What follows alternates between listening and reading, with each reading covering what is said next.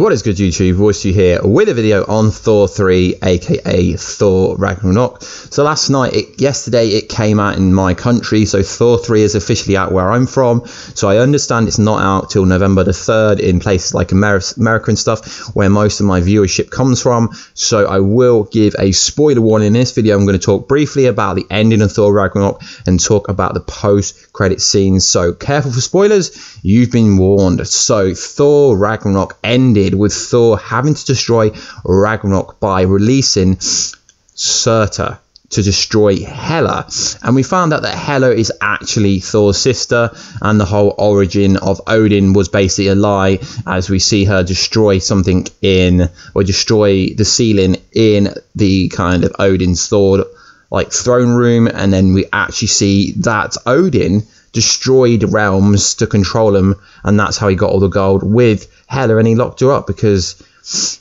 he just had a change of heart, I guess you could say.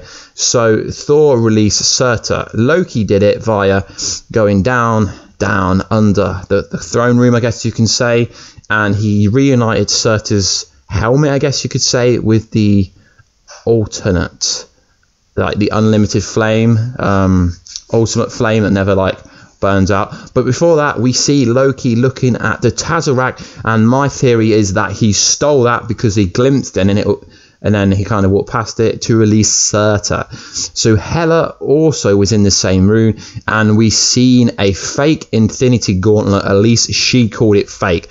So that is a cheeky wink to either she knows Thanos or she knows about the Infinity Gauntlet and the Infinity Gems.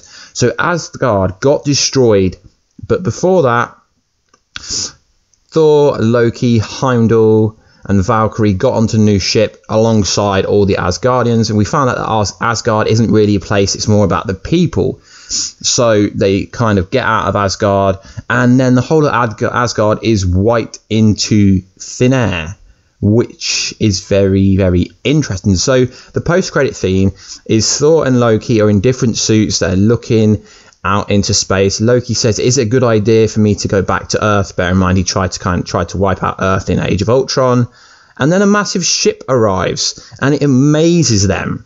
Now, in my opinion, this is a massive tease to Thanos, as we last seen him in a kind of scene saying, "Fine, I'll do it myself." So, in my opinion, he must have saved Hela before Asgard got wiped out, as there's no way they're going to kill off Hela. She's arguably just as cool as a villain as Loki. So the reason I think it's Thanos is due to the D23 clip that we've seen where Thor is floating around space and he comes crashing into the Guardian of the Galaxy's ship, and he has to warn Earth about Thanos' imminent threat. I mean, there was no talk of the Soul Stone, so either the Soul Stone's going to show up in Wakanda in Black Panther, or somehow Thanos or the Children of the Black Order already know where it is. So the post-credit scene I think was quite interesting, but it was only interesting if you really know that, if you really put all the other Avengers movies into sequence.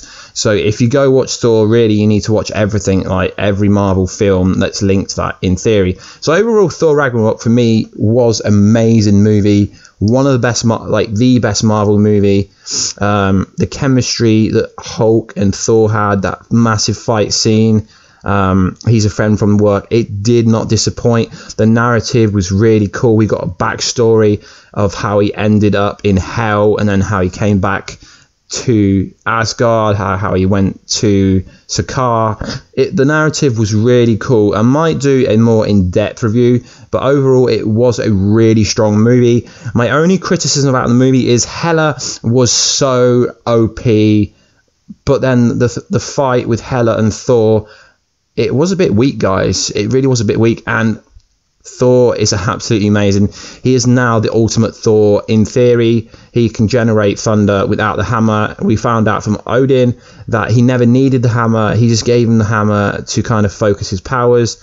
Odin is no more, although he didn't officially die. He kind of just vanished into thin air, I guess you could say. So I'm presuming that Odin is no longer, and the whole theory that the Soul Stone was in Odin's eye kind of didn't play out. And actually, there was no talk about this, the Soul Stone in that all together. I mean, there was like a bit in the intro when he said he went looking for some infinity like stones and didn't find them. It was such a cool movie. It's like the character that Tiger, the director, played, Korg, I think his name was, so funny. He was probably the best character, actually. I was really so impressed with this movie, guys. So hopefully I've broken down what I think the ending means and how it ties in to Thor being the one to warn him about Thanos. And obviously, I think that the Tesseract kind of Loki gives it to Thanos to save his own skin. And then there's going to be some massive redemption arc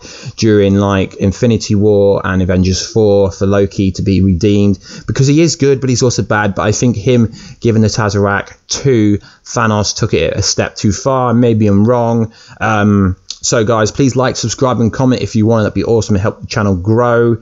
Let me know down below if you've seen it. If you haven't seen it, what do you think? I mean, I'll give it a 9 out of 10. One of the best movies, period, for me when it comes to Marvel. Anyway, hit that bell button down below, guys, to join the notification squad. And I will catch you in another video, guys, very soon. Catch ya later.